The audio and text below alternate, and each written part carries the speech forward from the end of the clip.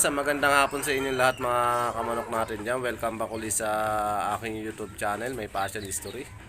Ayan, bali, pasensya na kayo mga kamanok. Ngayon lang ulit tayo nakapag-upload dyan kasi medyo na-busy lang tayo ng mga nakarang araw. Ayan, busy tayo sa work. Ayan, kaya ngayon lang ulit tayo nakapag-vlog.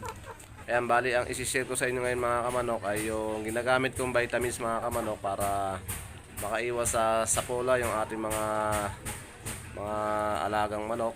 Ayan, pagkatapos nilang maglugon. Ayan, kasi hindi natin maiwasan yung magkasapola sila kasi nga ayan, naglulugon sila. Ayan, kain lang ng kain, walang exercise. Kaya ayan, kailangan din nila ng vitamins na pangontra nila para hindi sila magkasapola mga kamanok. Yan, pero bago tayo mag-umpisa mga kamanok, kung bago pa lang sa akin channel, huwag mo kalimutan mag-subscribe. Ayan, hit mo na rin mga kamanok yung notification bell para updated ka palagi sa mga bagong video na aking upload. Ayan. Bali, ang ginagamit ko mga kamanok na vitamins para maiwasan natin yung pagkakaroon nila ng sapola kapag katapos nilang naglulugon. Ayan. Bali, itong ipapakita ko sa inyo mga kamanok ay El Toro mga kamanok. Ito yung ginagamit ko mga kamanok. Yan, disclaimer lamang po mga kamanok. Yan, hindi po tayo nag-i-endorse ng anumang produkto. Yan, ito lamang po yung sadyang ginagamit ko. Yan, dito lang po hiyang yung aking mga alaga. Yan, hindi po tayo nag-i-endorse. Yan, bali ang ginagamit ko mga kamanok ay itong El Toro ng Battle Cock. Yan.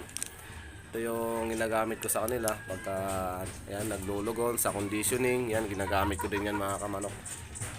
Yan. Yan, kulit ng ating dumadapo. Ating inahin, ayan Ayan, bari, ang kagandahan dito sa El Toro mga kamanok yan, meron siyang amino acid. Yan, vitamin E, tsaka probiotic. Tsaka ito yung kagandahan mga kamanok, may L-carnitine siya. Yan, ito yung tumutunaw sa taba nila para maiwasan yung sapola.